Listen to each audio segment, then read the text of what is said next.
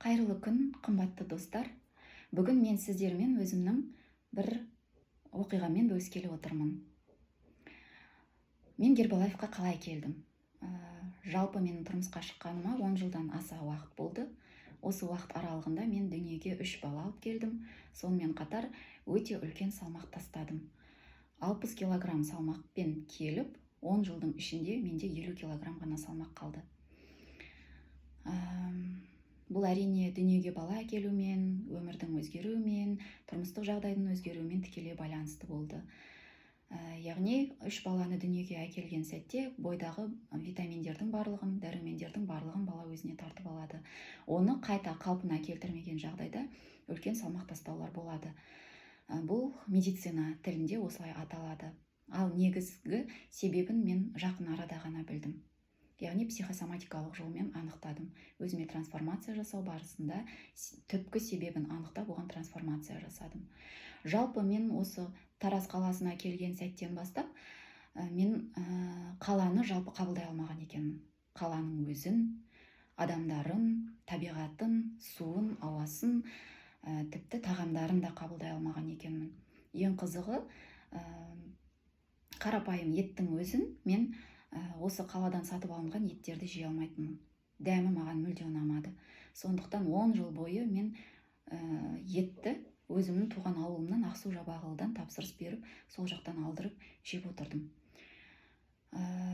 Сонымен қатар біз кез келген қаланың ішіндегі мейрамханаларға, әртүрлі мейрамханаларға бардық, бірақ сол мейрамханаларда неше түрлі тағамдарға тапсырыс берсек те, сол тағамдардың бірінде мен сүйсініп жей алған емеспін.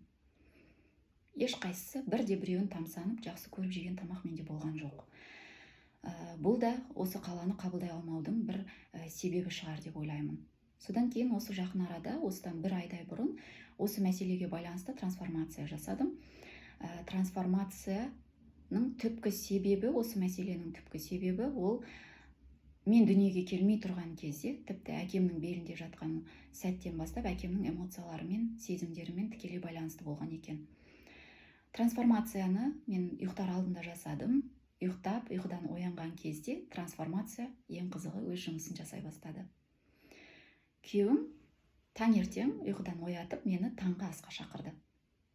Сөйтіп қаланың орталығындағы бір керемет кафеге бардық. Өзгеше деген кафеге бардық. Сол жерде өзі аты айтып тұрғандай бір өзгеше тағамды бізге ұсынды таңғы ас ретінде.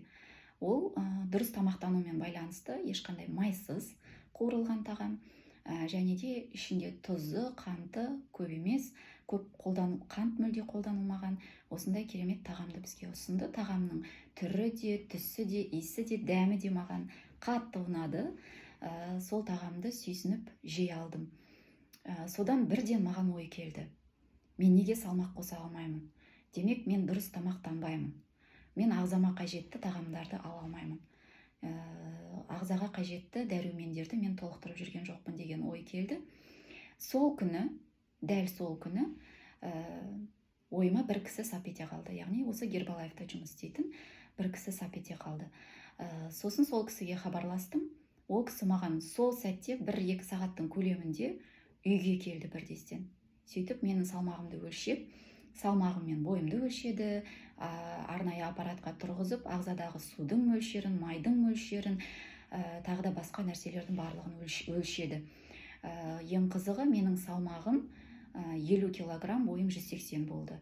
180 бойға, 180 сантиметрлік бойға 71 килограмм салмақ қажет екен. Сонда маған 21 килограмм салмақ жетпейтін болып шықты. Содан маған өз өнімдерін ұсынды. Ең алдымен мен таңғы асты қабылдадым, яғни аш қарынға ішілетін коктейль. Ол менде мынадай 2 түрлі коктейльді ұсынды. Гербалаевтың осындай қауын дәмімен протеинді коктейль және шоколад дәмімен протеинді коктейльді ұсынды. Қауын дәмімен 1 қасық, шоколад дәмімен 2 қасық. Қоспаны біз 400 грамм сүтке қосамыз, оның үстінен 1 бананды қосып, шейкерде араластырамыз. Қоймалжың бізде коктейль пайда болады. Сол коктейльді таңғы асқа ішіп қабылдап жүрдім. Содан кейін екінші өнім ұсынылды. Бұл өнім восстановление энергии деп аталады, яғни энергияны қалыпқа келтіруші өнім. Яғни бұл өнімді біз жаттығу жасап болғаннан кейін, түскі астан кейін сағат 4-5 шамасында ішеміз. Және де оған мынадай белокты қосамыз. Белоктан 1 қасық, мынау протеиннен 3 қасық қосамыз. Осылайша тағы да 400 грамм сүтке 1 бананмен араластырып ішеміз. Мен осылай ішіп бастадым. Жарты айдың көлемінде іштім. Менде өте үлкен өзгерістер басталды. Бірінші күннен ақ менде энергия толықты. Энергиям көтеріле бастады, яғни таңертең мүлде ұйқым қанбайтын, ұйқы қалыпқа келді, түнде жақсы ұйықтайтын болдым. Таңертең ұйқыдан тұрғаннан кейін менде қайтып ұйқы сұрау болған жоқ. Менде ревмоартрит диагнозы болғандықтан менде өте қатты әлсіреу болатын. Кейбір кезде құрысулар, тырысулар болады. Таңертең ұйқыдан оянғаннан кейін тұра алмай жатып қалу, 1-2 сағаттан кейін барып қана ұйқыдан тұру, қиналып тұру, сондай жағдайлар болатын. Осы коктейльдерді қалай ішіп бастадым, менде осы құрысу басылды. Таңертең ұйқыдан тұрған кезде сергек оянатын болдым. Күні бойы сергек жүретін болдым. Шаршау дегенді мүлде ұмыттым. Және де сонымен қатар маған осы Гербалайфтың маманы күнделікті ішетін ас мәзірін ұсынды. Ас мәзірінде 2 жұмыртқа қайнатылған, күріш, қайнатылған тауықтың төс еті, сүзбе, сонымен қатар йогурттар, тағы да басқа балық өнімдері, қандай тағамдарды ішу қажет, қанша грамм мөлшерінде барлығын маған жазып берді. Мен сол бойынша қазір ішіп жатырмын. 1 айдың ішінде 1 килограмм салмақ қосуды алға мақсат етіп қойдым. Жалпы енді салмақты тастауға қарағанда салмақ қосу өте қиындау болады.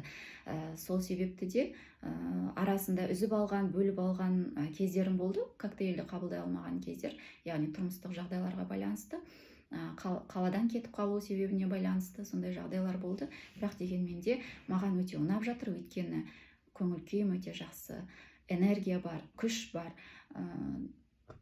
Соның бәрі қалыпқа келді. Бетімнен нұр сезіле бастады. Күші бар адам сияқты айнаға қарай алатын болдым. Бұл Гербалайфты қолданбай жүрген кезде, мен айнаға қараған кезде көзім былай ауру адамның көзі сияқты өте солғын болып тұратын, жүзім өте солғын болып тұратын. Коктейлді қалай қабылдай бастадым, жүзіме күлкі үйірілді, нұр шаша бастағандай болды. Өзімді өте жеңіл, жақсы сезінетін болдым. Сондықтан сіздерге ұсынамын, Гербалайфты күнде қабылдаңыздар деп мен жарнама жасап жатқан жоқпын.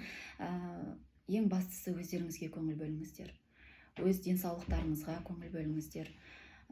Ішкі жан дүниелеріңізге көңіл бөліңіздер. Сіз өзіңізді жақсы көріп бастағанда, басқалар сізді жақсы көріп бастайды.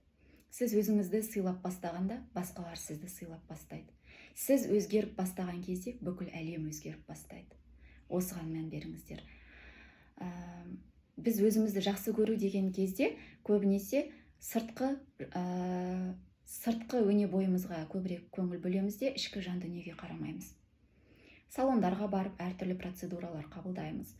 Әдемі киімдер аламыз, қымбат заттар аламыз, қымбат косметикалар аламыз. Бірақ біз сыртымызды қанша жерден әдемілесек те, ішкі жан дүниеміз әдемі болмаса, біз сыртқа әдемі болып көріне алмаймыз. Біздің ішкі әлеміміз, жан дүниеміз әдеміленіп бастаған кезде, біз сырттай әдемілене бастаймыз. Сыртқа нұр шаша бастаймыз. Жүзімізден, денемізден әдемі энергия бөлініп бастайды. Адамдарды өзімізге тарта бастаймыз сол сәттерде. Сондықтан ішкі жан әлемін қалай дұрыстаймын десеңіздер, мен сіздерге көмектесе аламын психосоматикалық жолмен. Әртүрлі техникаларды ұсынамын.